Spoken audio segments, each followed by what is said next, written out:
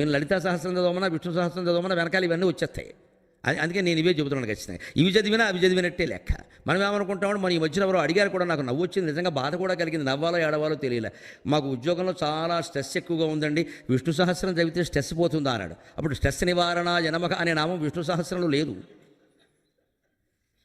మీరు విష్ణు సహస్రం చదివితే ఒత్తిడి పోవడం ఏంటండి అంటే మనం ఎంత అమాయకత్వంలో ఉన్నాము అంటే, ఆ దేవుడు ఎవరో ఒక్కసారి ఆయన పొగుడుతూ నామాలన్నీ చదవగానే అణుర్బృహత్కృశ స్థూలో గుణభృం నిర్గుణో మఖాన్ అధృదస్వధృదస్వాస్య ప్రాగ్వంశో వంశవర్ధనక భారభృత్కదితో యోగి యోగీశ సర్వకామతక అని చెప్పగానే వీళ్ళని పొగుడుతున్నాడు అని వచ్చి మన ఒత్తిడిని తీసేస్తాడా దేవుడు? లంచగొండా.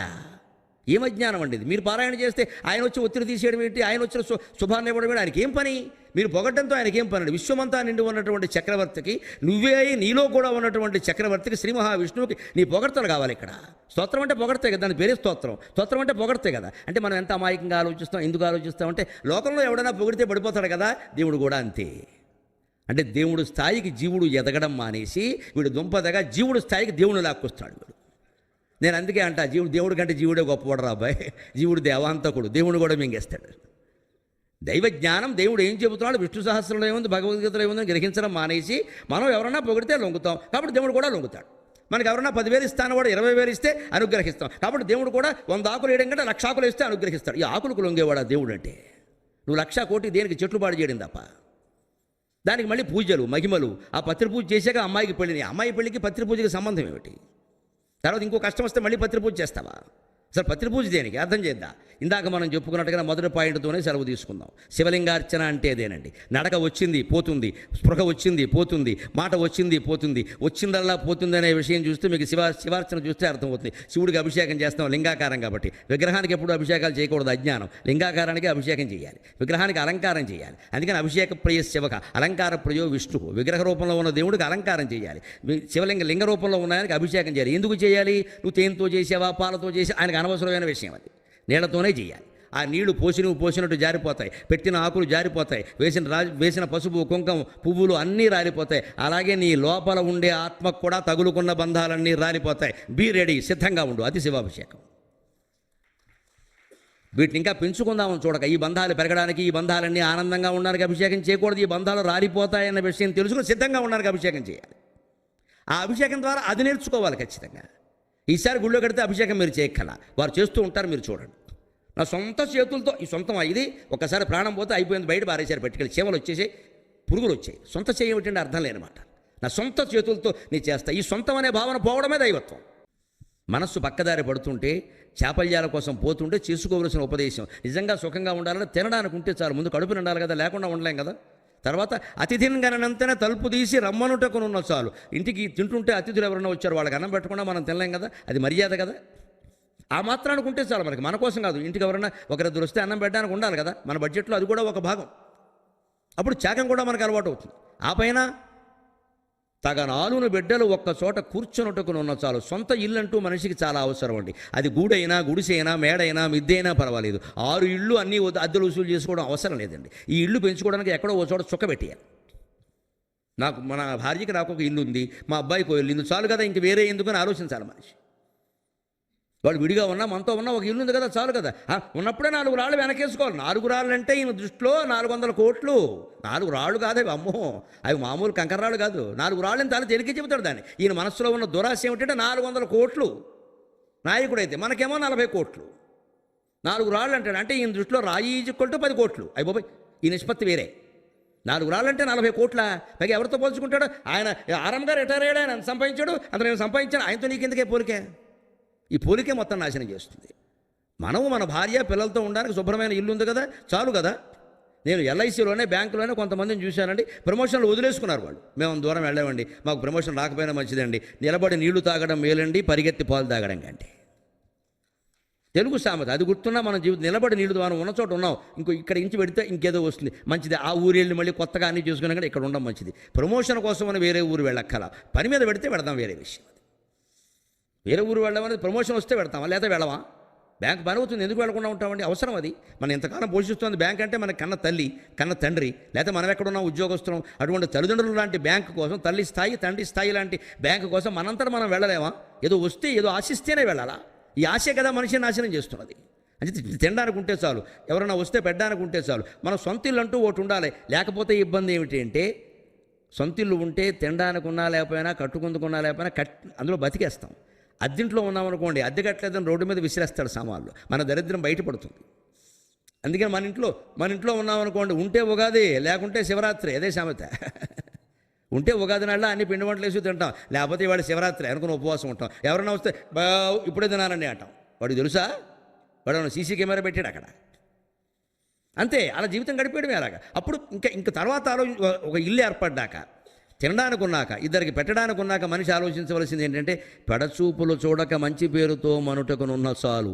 ఒక మేనేజర్గా, ఒక స్థాయి పెద్ద ఉద్యోగిగా ఈ చేతులకు సంఖ్యలు పడకుండా ఉంటే చాలు. ఈ చేతులు నిత్యం శివార్చనకు ఉపయోగపడితే చాలు. చేతులారంగా శివుని భుజింపడేని, నోరు నవ్వంగా హరికీర్తి నుడువడేని, తయ్యు సత్యంబు లోనుగా తలపడేని, కలుగనేటికి తల్లుల కడుపు చేటు అంటాడు బమ్మెర పోతన్న గారు. ఈ చేతులు ఉన్నది శివార్చన చేయడానికి కానీ ఊరికి సంపాదించుకుందుకు కాదండి. ఇక్కడ ఆ చేతులు అందులో పవిత్రం కావాలి. అందుకని నాకు చాలు, ఇంకా నాకు మంచి పేరు ఉంటే చాలు. ఇంత బతికి చివరిలోనూ ఈయన ఏసీబీకి దొరికిన అధికారి 2 లక్షలు తీసుకుంటుండగా రెడ్ హ్యాండెడ్గా పట్టుకున్నారు. అంటే వైట్ హ్యాండ్ బ్లాక్ హ్యాండ్ ఉండవు అనమాట. ఈ రకంగా మన ఫోటో పేపర్లో రాకుండా ఉంటే చాలు. ఇక చూడవలసిందేదే, నాకు వంకర పేరు వద్దు, తప్పుడు పేరు రాకుండా నా ప్రాణం వెళ్ళిపోతే చాలు, ఇంకేం అక్కర్లేదు, ఇలా ఉంటే చాలు అనుకుంటే రుజుమార్గము వీడబోకము హాయిగా ఉంటామండి. ఖచ్చితంగా రాత్రి పడుకోబోయే ముందు నేను చెప్పినట్టుగా శంకర సాహిత్యం కానీ, ముఖ్యంగా వివేకానందుడు సాహిత్యం కానీ, నేను చెప్పిన నీలంరాజు లక్ష్మీప్రసాద్ గారి పుస్తకాలు, ఆయన కృష్ణమూర్తి గారిని, శంకరాచార్యుల్ని, రమణ మహర్షిని, నిసర్గదత్త మహారాజుని అందరినీ కలిపి ఆ తత్వాలని చాలా తేలిక భాషలో వచనంలో రాస్తున్నారు. కృష్ణమూర్తి గారి పుస్తకాలు నేరుగా చదివితే మనకు అర్థం కావు.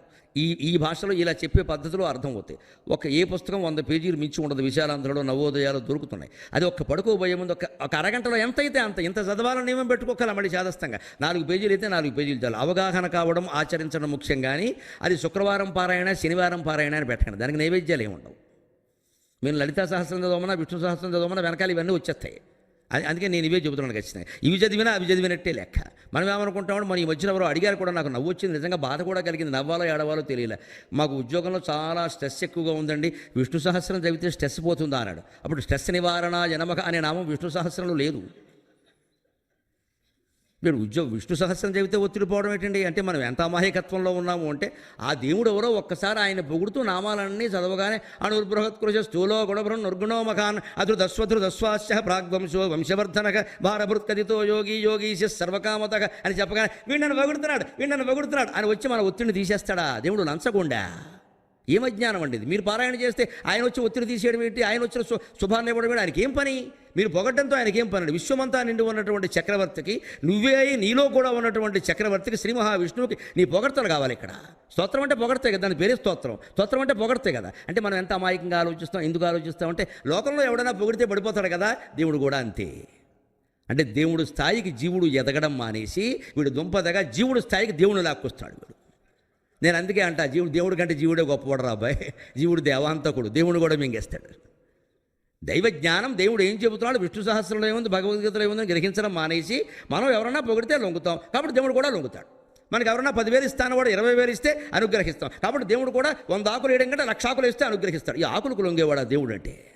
నువ్వు 1,00,000 కోటి దేనికి చెట్లు పాడు చేయడం తప్ప. దానికి మళ్ళీ పూజలు, మహిమలు. ఆ పత్రి పూజ చేశాక అమ్మాయికి పెళ్ళిని, అమ్మాయి పెళ్ళికి పత్రి పూజకి సంబంధం ఏమిటి? తర్వాత ఇంకో కష్టం వస్తే మళ్ళీ పత్రి పూజ చేస్తావా? అసలు పత్రి పూజ దేనికి? అర్థం చేద్దాం. ఇందాక మనం చెప్పుకున్నట్టుగా మొదటి పాయింట్తోనే సెలవు తీసుకుందాం. శివలింగార్చన అంటే అదేనండి. నడక వచ్చింది పోతుంది, స్పృహ వచ్చింది పోతుంది, మాట వచ్చింది పోతుంది, వచ్చిందల్లా పోతుంది అనే విషయం చూస్తే మీకు శివార్చన చూస్తే అర్థమవుతుంది. శివుడికి అభిషేకం చేస్తాం లింగాకారం కాబట్టి. విగ్రహానికి ఎప్పుడు అభిషేకాలు చేయకూడదు, అజ్ఞానం. లింగాకారానికి అభిషేకం చేయాలి, విగ్రహానికి అలంకారం చేయాలి. అందుకని అభిషేక ప్రియ శివక, అలంకార ప్రియో విష్ణువు. విగ్రహ రూపంలో ఉన్న దేవుడికి అలంకారం చేయాలి, లింగ రూపంలో ఉన్న ఆయనకి అభిషేకం చేయాలి. ఎందుకు చేయాలి? నువ్వు తేనెతో చేసావా, పాలతో చేసి, ఆయనకు అనవసరమైన విషయం అది. నీళ్లతోనే చేయాలి. ఆ నీళ్లు పోసినట్టు జారిపోతాయి, పెట్టిన ఆకులు జారిపోతాయి, వేసిన పసుపు కుంకం పువ్వులు అన్నీ రాలిపోతాయి. అలాగే నీ లోపల ఉండే ఆత్మకు కూడా తగులుకున్న బంధాలన్నీ రాలిపోతాయి. బీ రెడీ, సిద్ధంగా ఉండు. అది శివాభిషేకం. వీటిని ఇంకా పెంచుకుందామని చూడక, ఈ బంధాలు పెరగడానికి, ఈ బంధాలన్నీ ఆనందంగా ఉండడానికి అభిషేకం చేయకూడదు. ఈ బంధాలు రాలిపోతాయన్న విషయం తెలుసుకుని సిద్ధంగా ఉండడానికి అభిషేకం చేయాలి. ఆ అభిషేకం ద్వారా అది నేర్చుకోవాలి ఖచ్చితంగా. ఈసారి గుళ్ళో కడితే అభిషేకం మీరు చేయక్కల, వారు చేస్తూ ఉంటారు, మీరు చూడండి. నా సొంత చేతులతో, ఈ సొంతం ఇది ఒక్కసారి ప్రాణం పోతే అయిపోయింది, బయట పారేసారు, పట్టుకెళ్ళి చీమలు వచ్చేసి పురుగులు వచ్చాయి. సొంత చేయమిటంటే అర్థం లేనమాట. నా సొంత చేతులతో నీ చేస్తా. ఈ సొంతం అనే భావన పోవడమే దైవత్వం. ఈ చెయ్యి సొంతం, ఈ శరీరం సొంతం, ఈ ప్రాణం సొంతం, ఈ జీవితం సొంతం, ఈ సొంతం అనే భావన పోగొట్టుకోవడమే దైవత్వం. అంటే నా చేతితో నేను చేశా, నా చేతితో చేస్తే పైగా అందరికంటే ముందు నేనే చేశా, దీన్ని అహంకారం అంట. వాళ్ళతో నీకు పోలిక దేనికి? శివుడు లైన్లో నుంచున్న వాళ్ళని బట్టి ముందు చేసిన వాళ్ళకో ఫలితం, వెనకాల చేసిన వాళ్ళకో ఫలితం ఇస్తాడు. ఇస్తే శివుడు అవుతాడా? లంచగొండవాడా? దేవుడు మనకి ఏమర్థమయ్యాడండి? ఏం ఆలోచిస్తున్నామండి? ఆయనకి ఏదో చేసేస్తే మనకేదో జరిగిపోతుంటే రాజకీయాల్లో దీన్ని క్విట్ ప్రోకో అంటారు. నీకు ఇది, నాకు అది. మొత్తం దేవుడు రాజకీయాలకు లాక్కొచ్చాం మనం. నేను అన్నిటికీ అతీతవరా, నువ్వు ఏమిస్తావనేది నాకు అనవసరం, నాకు కావాల్సింది నీ మనస్సురా. నిరంతరం నమశివాయ నమశివాయ అంటే నేను నీతోనే ఉంటానురా అని అంటే, అక్కర్లేదు నాతో ఉండొద్దు, నువ్వు మా పిల్లలు ఉండాలి, మా మనవలు ఉండాలి, మాకు 16 ఇళ్ళు ఉండాలి, మా వ్యాపారాలన్నీ బాగుండాలి, నువ్వు గుళ్ళో ఉండాలి, నీకు కాసిన తేనె పోసేస్తాం. నువ్వు ఇక్కడ రావద్దు, నువ్వు గుళ్ళో ఉండు, నీకు తేనె పోసేస్తాం. నేను నీ జీవితంలోకి వస్తాను, నీ మనస్సులోకి వస్తా. వద్దని చెప్పానా? కూర్చోమని చెప్పానా? కావాలంటే ఇంకో గుడి కడతా. నా గుండెల్లోకి నువ్వు రావద్దు. నా గుండెల్లో నా మనుషులే ఉండాలి. నేను ప్రపంచంలో అందరికంటే ఉన్నతులుగా ఉండాలి, నేను అందరికంటే ఎక్కువ ఐశ్వర్యంతో ఉండాలి. రావణాసుడు అహంకారానికి, దుర్యోధనుడు అహంకారానికి ఈ భావన కాదండి కారణం. మనం అందరం ఇంచుమించు అదే దశలో ఉన్నామండి. ఆ దశ నుంచి మేలుకొని ఏ పని చేస్తున్నామో ఆ పని మీదే దృష్టి పెడితే ఆ ఒత్తిడి ఎక్కడ అసలు ఉండే సమస్య లేదు. ఆ ఒత్తిడి మనస్సు మీద ఉండదు అప్పటికప్పుడేది. ఇప్పుడు మాట్లాడడం మీద ఉంది దృష్టి. ఇంటికి వెళ్ళిపోతాం, మళ్ళీ నేను షూటింగ్ అయింది, వాళ్ళ మీటింగ్ అయింది, రేపు పొద్దున ప్రయాణం, అక్కడ ఏదో వేరే సబ్జెక్ట్ మాట్లాడతాం, బాగుంది చూసుకుంటాం, మాట్లాడతాం. ఆ సమయం దానికి కేటాయించామండి, ఖచ్చితంగా ఆ సమయం దానికి కేటాయించాం. దేనికి కేటాయించవలసిన సమయం దానికి కేటాయించి ఎప్పటికప్పుడు జరిగిన దాన్ని మళ్ళీ చెప్పి వదిలేస్తున్నాను. నేను జరిగిన దాన్ని మర్చిపోవాలి, జరుగుతున్న దాన్ని గమనించాలి. ముఖ్యంగా మేనేజర్ చేయవలసింది వర్క్ కాదు, గమనిక సరిగ్గా చేస్తున్నారు కదా. ప్యూన్ వేరు, ప్రిన్సిపాల్ వేరు. ప్యూన్ గంట కట్టకపోతే ప్రిన్సిపాల్ వెళ్ళి గంట కొట్టాడు అనుకోండి, ప్యూన్ ఏమంటాడు తెలుసా? మీరు బాగా కొడుతున్నారని అందరూ చెబుతున్నారు సార్ అంటాడు. మన నుంచి వీడియో కొట్టుకోవాలి. మేనేజర్ స్థాయిలో ఉన్నవాడు ఎప్పుడు పని చేయకూడదు, చెయ్యి అంతే, ఒక గద్దింపుతో జరగాలి పని. అంతేగా నువ్వు చేయకపోతే నేనే చేసుకుంటా, కాగితం నా మొహాన బారేనంటే ఉన్న పని కూడా బారేస్తాడు. మేనేజర్ అన్నదాన్ని కొంచెం చేయించడం కోసం తప్ప చేయడం కోసం కాదు. ఇది నేనే అన్ని పనులు చేసుకుంటానంటే నాకు ఎవరన్నా చేస్తే నచ్చదు, ఈ మాట చెప్పద్దు. ఇక్కడ ఈ మాటలు ఇంట్లో నడుస్తాయి, ఆఫీసులో నడవు. ఎవరన్నా సర్దకపోతే నేను సర్దుకోవడం ఇంట్లో. కాబట్టి ఎవరన్నా భార్య నాతో సమానం, ఆవిడ నా పిల్లలు వాడికి 25 ఏళ్ళు పై దాటే వాళ్ళు నాతో సమానం. నేను ఊరికే ఆజ్ఞాపించడం ఏంటి? ఎంతకాలం ఇది? అందుకే మనం చేస్తే ఒకసారి చూడగానే గౌరవం వల్ల చేసేయాలి. వెంటనే వాళ్ళు చేసుకుంటున్నారు, ఆయన చదువుతున్నారు, వెంటనే చేస్తారు అప్రయత్నంగా. ఆఫీసులో ఎలా ఉంటుంది తెలుసా? గౌరవంతో ఎవరు చేయరండి, చేసుకొని మనదేం పోయింది, అది కూడా తప్పింది అంటారు తప్ప గౌరవం ఎవరికి ఉండదండి అక్కడ. అది ఖచ్చితంగా చేయించాలి. ఎందుకు చేయవు నువ్వు? గుడ్డు ఎర్ర పెట్టాలి, మళ్ళీ లోపలే ఉండద్దండి, గుర్తుపెట్టుకోండి. ఆ ఎర్ర చేసిన గుడ్లతాలు కనుగుడ్ల ఎరుపు మీ లోపలికి ప్రవేశించిందంటే రజోగుణం అయిపోతుంది, అది బంధించేస్తుంది. ఇంక తర్వాత కూడా ఉద్యోగం కనపడినప్పుడల్లా కళ్ళు ఎర్రబడిపోతూ ఉంటాయి. లేదు, మళ్ళీ మర్నాడు కనపడగానే అంతే, ప్రసన్న వెంకటేశ్వర స్వామి, ఏమీ తిరుగులేదు. ఇంకా అబ్బే ఉందయ్యా, ఏదో నిన్న గురించి అలా అన్నానయ్యా, నా ఒత్తిడి నాకుంది, ఏం చేయమంటావు అనగానే ఆయన వెంటనే చల్లబడిపోతాడు. ఇలాగా ఏ నిమిషానికి ఆ నిమిషం ఆ పని మీదే దృష్టి పెడుతూ వెంటనే దాన్ని మర్చిపోతూ ముఖ్యంగా జరగబోయే పరిణామాలకు సిద్ధంగా ఉండాలి. ప్రమోషన్లకు కాదు, ప్రమోషన్ రాకపోయినా సరే, ఇక్కడ ఉండడం కాదు, ఇంకో చోటికి బదిలీ చేసినా సరే, అవసరమైతే ఉద్యోగం మానేయవలసి వచ్చినా సరే, ఒక పౌరుషానికో ఆత్మాభిమానానికో నీతికి కట్టుబడో మానేయవలసి వచ్చినా సరే మానేయవలసిందే. అనుమానం ఎలా? బలిచక్రవర్తి రాజ్యం వదిలేశాడు, శాశ్వతంగా మిగిలిపోయాడు. విష్ణువుకు మాత్రం మాయ చేశాడైన మాట మిగిలిపోయింది, ఎంత దేవుడైనా సరే. బలిచక్రవర్తి త్యాగపురుషుడయ్యాడు. విష్ణువుని గురించి ఎంత గొప్పగా చెప్పినా ఆ విషయం వచ్చేసరికి అలా చేయకూడదండి మాయ చేశాడని అంటాడు. దేవుడికి కూడా మాయలాడు అని పేరు వచ్చింది. త్యాగం చేసినటువంటి రాక్షస చక్రవర్తికి త్యాగమూర్తి అని పేరు వచ్చింది. ఏది గొప్ప గుణమో దయచేసి గ్రహించండి. ఆ విలువలకు మనం కట్టుబడి ఉందాం.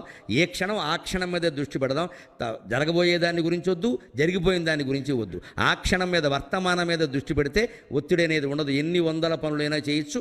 ఎన్ని వందల పనులు చురుగ్గా చేస్తున్నా సరే మనస్సులో ఎప్పుడు నిశ్శబ్దం ఉండాలి. నిశ్శబ్దం అంటే మాట్లాడకపోవడం కాదు, ఆలోచించకపోవడం. ఏ పని చేస్తున్నామో దాని మీదే దృష్టి, ఆలోచించదు. ఒక గుండు సూదికి చివర సూదిగా చెక్కుతున్నవాడు కార్మికుడు ఆ గుండు సూది కొస మీద దృష్టి పెట్టాలి, అప్పుడు ఖచ్చితంగా సూదిగా వస్తుంది. అది వీడు దృష్టి మారిందనుకోండి, గుండు సూదుల చివర ఓ బొడుపు వస్తుందని చూసుకోండి. కొనుక్కున్న సూదులు ఎలా దానికి ఒక బొడుపు ఉంటుంది, ఇంకా దాని పేరే గుండు సూది. ఈ పక్క గుండు ఉండాలి, కానీ ఆ పక్క కూడా గుండు ఉంటే గుండు సూది డబల్ గుండు సూది అవుతుంది. అది గుండు సూది అంటే ఓ పక్క గుండు ఉండాలి, ఓ పక్క సూదిగా ఉండాలి కదా. ఈయన సరిగ్గా దృష్టి పెట్టకపోవడం ఏమైంది, కొంచెం ఇనుము అక్కడ మిగిలిపోయింది, అక్కడ గుండు తయారైంది. 2 గుళ్ళు ఉంటే గుండు సూది అనరు, దాన్ని డబల్ హార్స్ మినపగుళ్ళు అంటారు. ఎందుకు జరిగింది? ఈ కార్మికుడు చేసేటప్పుడు దాని మీద దృష్టి పెట్టలా, ఏదో ఆలోచిస్తున్నట్టు అక్కడ వచ్చి పాని అన్ని వేల లక్షల గుండు సూదులో ఇది ఒక్కటి ఎలా అయితే కుదరదు. అలాగా నీ పని నువ్వు చేయాలి. ఆ ఒక్కటి కూడా లెక్కే, ఆ ఒక్కటి కూడా ఒకటి కొంటాడు, దానికి డబ్బిస్తున్నాడు అక్కడ వాడు, పైసవని రూపాయవని. మనకు అప్పగించిన పనిలో ప్రతి క్షణము ప్రతి విషయము ఖచ్చితంగానే ఉండాలి. అంటే గుండు సూది కోసం మీద కూడా మనం దృష్టి పెట్టాలి. ఈ ఒక్కటేమైంది అనే మాట రాకూడదు. అది సరిగ్గా వర్తమానం మీద దృష్టి పెట్టడం అంటే ఖచ్చితంగా ఆ క్షణం అనేది భగవద్ రక్షణాన్ని కలిగిస్తుంది. ఆ రకంగా మీ ఒత్తిడి దూరమై మీకు భగవద్ రక్షణ కలగడానికి, జీవితం పట్ల ఒక ఆత్మవిశ్వాసం ఏర్పడడానికి నా ఈ ప్రసంగం ఏమాత్రం ఉపయోగపడినా నేను ధన్యుణ్ణి. నాకు ఈ 4 మాటలు నేర్పిన మా అమ్మ ధన్యురాలు. స్వస్తి.